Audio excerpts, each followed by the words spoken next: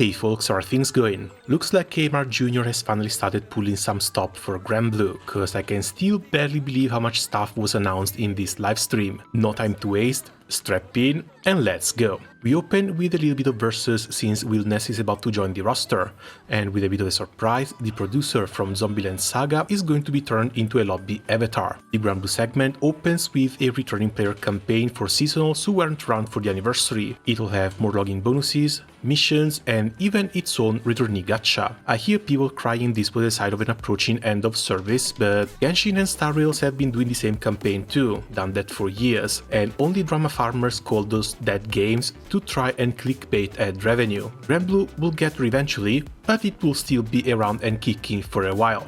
From August 4th, we'll get a double artifact bonus campaign, boosting the drop rate for 60 pieces per week, while the current Summer Magnafest will be replaced on the 13th with its Part 2 and daily draws. From August 20th, we'll get some Skyscope missions, which will have an artifact reroll item added in them.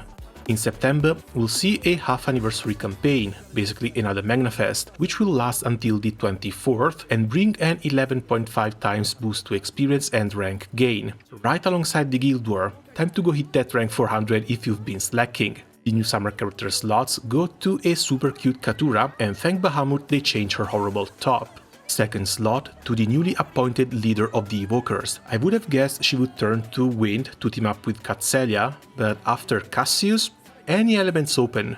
This year's summer EX poses go to Andira, Shiva and Meg, and the art for them is so good, I'm going to try and stall the video a little so each can stay on screen for more than 2 seconds. New skins for Noah, and good god how cute does Trio look in that. Meanwhile, the Zeta and NC concert skins will become permanently available in the shop. Content-wise, once the Evokers Gathering ends, we'll see an Exo Diablos rerun, with the usual levels and missions, which will be followed by the Eternal Gaiden event on the 22nd, bringing a new EX pose for Octo and Sarasa. Cut to event to decide stories on the 26th, while to each his ideal, we'll see a rerun mid-September, likely setting up another chapter for the Fortnite saga.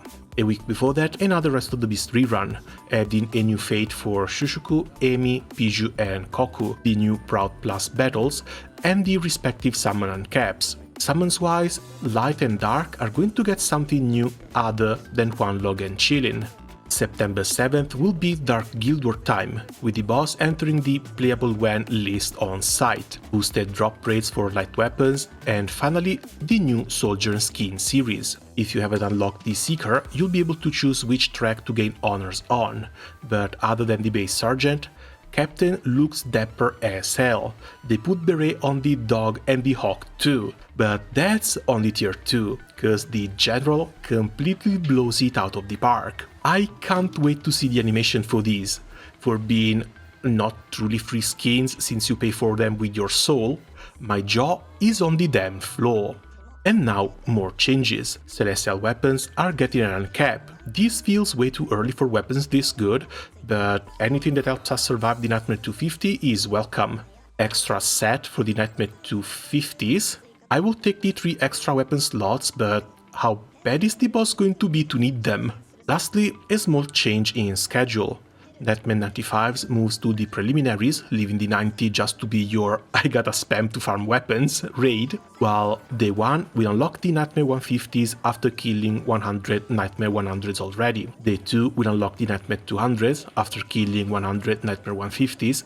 Day 3 will unlock the Nightmare 250s after killing 100 Nightmare 200s, and Day 4 will have everything open as usual. Looks like the Nightmare 100 will remain the only temporary raid, unless you're ranking gone are the low button bursts, and we'll have to focus a lot more on 3+ turn stuff. Fingers crossed, the extra grid will make FAing the Nightmare 250s a little bit easier. October 7th, we'll get to chill with a Dread Barrage. And finally, Beatrix gets her 5-star. Hopefully the last step before a proper grant, cause I've been saving a perp ring for those 2 brain cells. Always in August, a new rebalance patch. Yucatan Armea, you, Meg, Christmas Kane, Shalem, and somehow even Valentine Sandalphone's in here. This one looks pretty interesting. Some new content comes with the Vern Expeditions. Looks like another passive system that brings back mats every X hours, but you can recruit Joya and Kappa to help out. Supposedly coming out on August 26, it will also bring some gear to change Virn's look and rewards for your room. Something that makes important buffs and debuffs more easy to see, a new quest that rewards a lot of bullet mats, and for good reason, because the new bullets from Hexa and Fa-Zero are about to be added as well. New Manatura from Huanlong and Chilin, new shields from Anima Animus and the World near the end of September, while a Fa-Zero solo quest will also be added with rewards claimable up to twice a week. My face when I haven't even done the Hexa one. Login points skin for Sophia, and we're back to the UI improvements, with the awakening skill a character has being displayed on their portrait. Later in autumn, we'll have another character popularity poll for the New Year skin, and I would like to urge everyone to go vote for Razia. Her drills must pierce the heavens. With no specified date, a new profile sharing feature with some customizable stuff, an option to bulk enhance Revenant weapons to increase their skill levels at the same time, a new overcap effect, this time for when hype would like to go above 4 stacks, and some new Zero Academy levels with dragon weapons as a reward, as well as a new Ultima weapon. I guess I won't have to reduce anything to get that art now. From August 7th, the Hunter x Hunter collab, for which they've shown the gacha characters. All I know about this show is that MC gets his hair in a long pillar. Fingers crossed, the collab is going to be fun.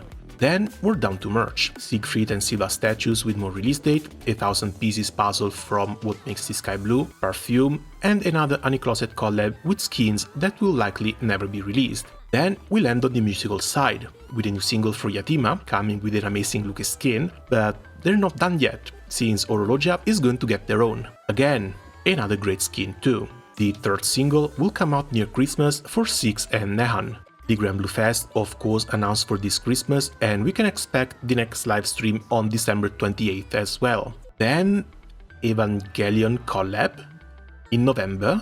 Part of me wants to be hopeful for this one. Part of me knows that they're going to lock both Asuka and Rei in the gacha. A shame, really. But to lift my morale came the announcement for Grand Serial, finally. Closing the playable Archangel series and bringing Dark their passive skill boosts, plus a new grand weapon. Coming out on August 31st, I'm going to have to try and YOLO the guy, cause imagine having a spark saved after summer. Still, at least now I will have a proper target going forward. But the good news doesn't end here. More main story quest chapters will release in August, while Estalucia Part 3 comes out in October. Looks like they finally chained their writers to their desks and forced them to focus on the main story quest a bit. No more 6 months to a year wait for it. What's more, the Estalucia arc will end with this third chapter, and starting in December we'll enter an entire new Part 2. Last time they teased a Reconquista, with the Astrals attempting a second invasion, and we're going to have to wait and see if it's going to be another 11 years long arc. December, February and April will also see the release of 3 new raids from a new series unrelated to the Class Champion weapon ones, and they will come out just in time for the new endgame. Versusia makes her way to Granblue in a fight harder than Hexa and Fa-Zero. Of course no element, of course Battle System 2.0, but this one will also let you bring 5 sub-members. We are going to die. Either that, or it will have a focus on swapping mechanics like Ultimate Bahamut used to do. More news in October. I guess it's time for me to start locking in and catching up to the endgame as well. The last news for this stream was for a new, but not really, job. Origin classes are going to be the new rank 1 upgrades. They'll be able to go up to level 50 and will be able to equip all skills from tier 1 to tier 4. Up to 3 skills at a time, no longer forced to bring in a generic skill, and of course, each class will have 3 more unique skills. It's a good excuse to give some 11-year classes a new coat of paint, but it does look a bit like they're running out of ideas. Their release is scheduled for September, after the Guild War, so we'll see what they're cooking. And that's all. Personally, I'm really hyped for the new main story quest. They've let us drive for a year and a half, and seeing a proper schedule is a dream come true. Dark finally getting some love with Beatrix and Serial was also great to see.